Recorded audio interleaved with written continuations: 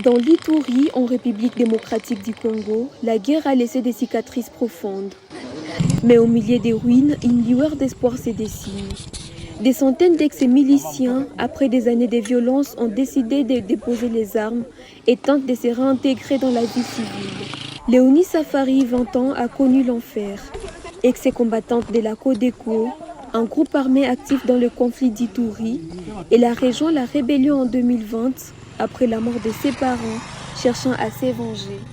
Ce sont les difficultés de la vie qui m'ont fait m'engager. Je n'avais pas besoin d'aller en brousse, mais j'ai perdu mes parents et la pauvreté m'y a poussé.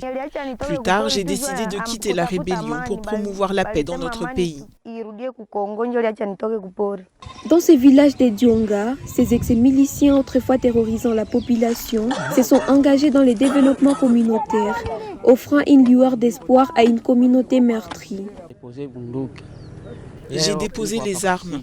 Aujourd'hui, je suis dans cette communauté. Ce que vous me voyez faire, c'est le premier travail que l'on m'a confié, celui de travailler sur la route pour percevoir une petite somme qui va m'aider, car la vie devient de plus en plus difficile.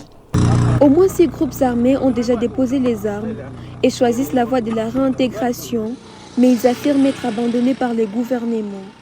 Il y a ces jeunes, donc ces Congolais qui ont cet esprit patriotisme et ils ont quand même voulu délaisser ce qu'ils étaient en train de faire pour rejoindre le chemin de la vérité, le chemin de la paix, le chemin de la reconstruction du pays. Depuis 2021, le Nord Kivu et l'Ituri sont sous l'état de siège décrété par le président Félix Tshisekedi dans le but de lutter contre les groupes armés.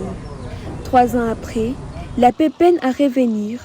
La société civile craint que la violence ne reprenne des plus belles.